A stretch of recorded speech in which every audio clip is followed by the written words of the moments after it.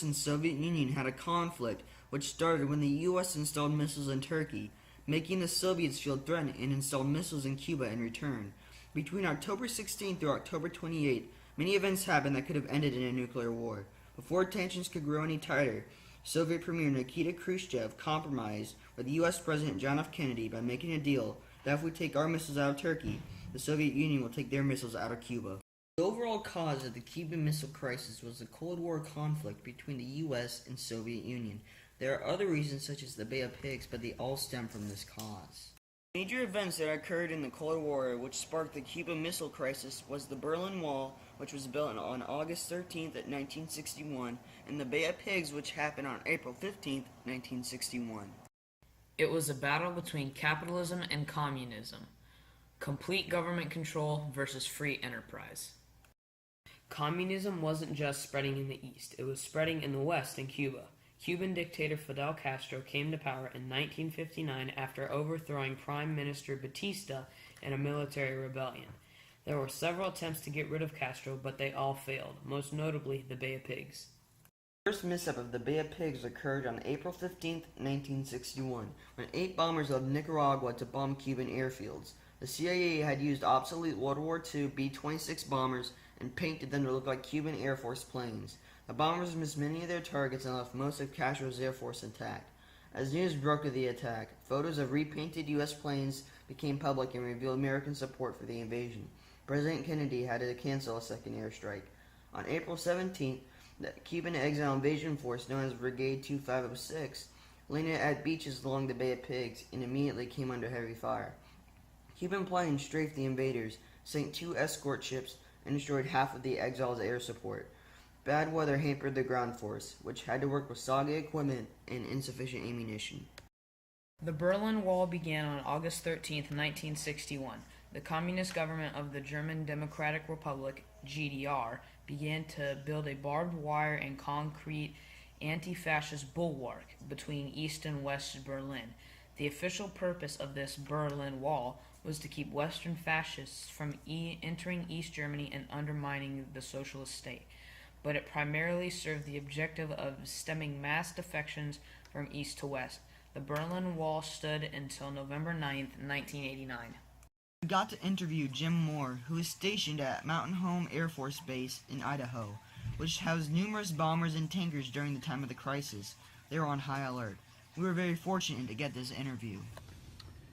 Russia knew that we had these missiles in Turkey, and they knew that we had intercontinental missiles, which they didn't think was quite ready. So anyway, they decided that since we had these short-range missiles in Turkey, they would put some short-range missiles in Cuba. Tuesday, October 16, 1962. President Kennedy is informed that the Cubans are holding Russian intercontinental ballistic missiles in Cuba, or ICBMs for short. We couldn't handle that because a missile sitting in Cuba, even a missile of that size, could hit St. Louis. He's showing pictures taken a day before by a U-2 spy plane that flew over the Cuban build site. President Kennedy convenes his executive committee to consider America's options. After several hours of debating, President Kennedy opted to take the diplomatic approach. On Thursday, October 18th, President John F. Kennedy met with Soviet Foreign Minister Andrei Gromyko and advises him that America will not tolerate Soviet missiles in Cuba, but Gromyko denies Soviet weaponry in Cuba. That statement also was false. The next day, President Kennedy meets with the Secretary of Defense, Robert McNamara, and members of the Joint Chiefs of Staff as they discuss their military options. Unmistakable evidence has established the fact that a series of offensive missile sites is now in preparation on that imprisoned island. The purpose of these bases can be none other than to provide a nuclear strike capability against the Western Hemisphere. Sunday, October 21st, after several more days of discussion, President Kennedy decides on naval blockade of Cuba. To halt this offensive buildup, a strict quarantine on all offensive military equipment under shipment to Cuba is being initiated. The blockade was used to block Russian freighters from entering and resupplying Cuba. We also got to interview Ivan Jocelyn, who was a naval commander at the time of the crisis. Them putting any live missiles down there and missile launchers in Havana, and the United States had told the Soviet Union, don't you send any more of those components down there to Havana, because if you send missile components and we know that they go on board, we're going to sink the ship that has it. Have set up they didn't call it a blockade, because a blockade is an act of war. They called it a quarantine. Thursday, October 25th, several more days in getting support from the OAS to quarantine Cuba, the U.S. ambassador, Adlai Stevenson, confronts the Soviets at the UN, but they refuse to answer, where Stevenson then gives his most famous quote. I'm prepared to wait for my answer until hell freezes over, if that's your decision. And I'm also prepared to present the evidence in this room. During a surveillance mission on October 27, Rudolph Anderson was shot down over Cuba in his U-2 spy plane. He was the only man killed in action by enemy fire during the crisis.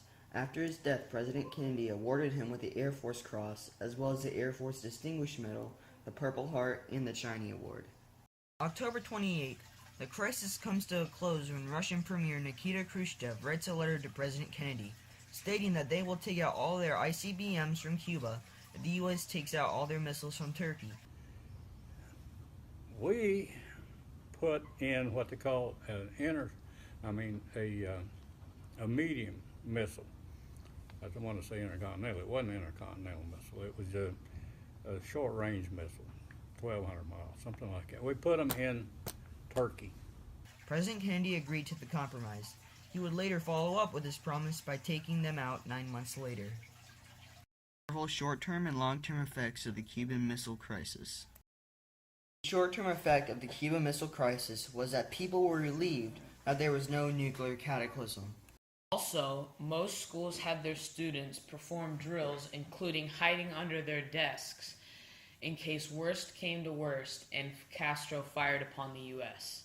The long-term effect of the Cuban Missile Crisis was the tensions between us and Russia did not change, as the Cold War lasted for almost 3 more decades. We did not trust the Russians during the Cold War, and we still don't trust them till this day.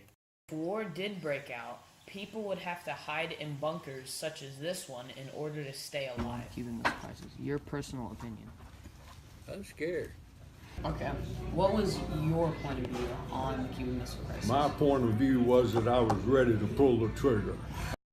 The crisis not only affected the United States, but also affected Russia, mostly in that the Russian people questioned Khrushchev's leadership skills because they believe he abandoned them and Cuba. The Cuban Missile Crisis was a major conflict that could have ended in nuclear war if a compromise was not made. The Cuban Missile Crisis was overshadowed by many events occurring at this time, including the Bay of Pigs. It would have been a nuclear cataclysm, which would have had a worldwide ripple effect, affecting every nation not only just physically, but also economically, spiritually, and emotionally.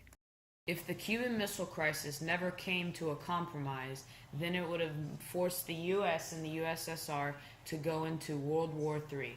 This would have not only affected us, but other countries, including U.S. and USSR allies. We can take what we learned about the Cuban Missile Crisis and apply it to today. As Teddy Roosevelt once said, "The more you know about the past, the better prepared you are for the future." All in all, the Cuban Missile Crisis conflict was the closest the world had ever come to all-out nuclear war. Thanks to a last-minute compromise between President John F. Kennedy and Russian Premier Nikita Khrushchev, mankind was saved from all-out nuclear destruction. The effects of the Cuban Missile Crisis would have been drastic, as history would have been made of another great war, followed by the millions of deceased families and soldiers.